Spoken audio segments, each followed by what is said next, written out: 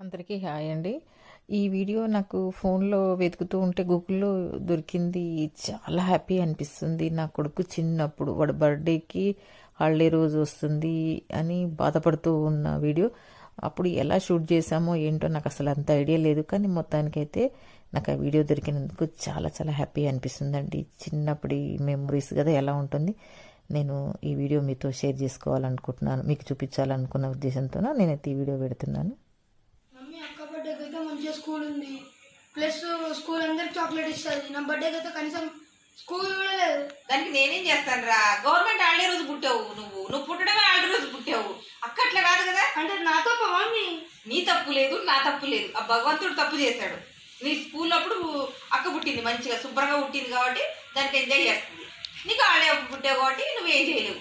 అర్థమైందా? ఎంజాయ్ చేసే చేయని కానీ నన్ను ఎందుకు మధ్యలో ఆగుతుంది, ఎక్కిరిస్తుంది? ఏం అక్కేమి ఎక్కిరిస్తుందిరా? అదెందుకు ఎక్కిరిస్తుంది? చే, నువ్వు అక్కని ఎందుకు అట్లా అంటావు? ఇంకో ఇవన్నీ కాదు సనిగా. నువ్వు ఇప్పుడు ఫీల్ అవ్వడం వదిలేసాయి. ఏ తిక్కలోడా, పెళ్లి చేసుకుంటున్నారు, అక్కడ ఫంక్షన్లు చేసుకుంటే 2-3 పిలుస్తున్నారు, 20-30 మంది వస్తున్నారు. వచ్చినోడు కూడా ముక్కు మూతి అన్ని మూసుకొని చేసుకుంటున్నారు. అర్థమైందా? పెళ్లి చేసుకుంటే వాళ్ళు అలా చేసుకుంటున్నారు. మనకెందుకు రైతు తలకాయ నొప్పి? వద్దురా నాన్న, నెక్స్ట్ ఇయర్కు శుభ్రంగా మంచిగా చేసేసుకుందాం. నీకు ప్రతి సంవత్సరం అనాథాశ్రమంకి తీసుకెళ్ళి మంచిగా కేక్ కట్ చేయించే వాళ్ళము, ఐస్ క్రీములు, చాక్లెట్లు, ఫుడ్ అన్నీ పెట్టేవాళ్ళం కదా.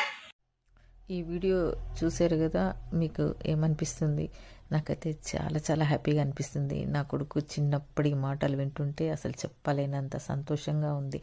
వెళ్ళకట్టలేని నిధి నాకు దొరికినంత హ్యాపీగా అయితే అనిపిస్తుంది. ఈ వీడియో చూస్తే మీకు ఏమనిపిస్తుందో కామెంట్ రూపంలో తెలియజేయండి. నచ్చితే ఒక లైక్ కొట్టండి. Thank you.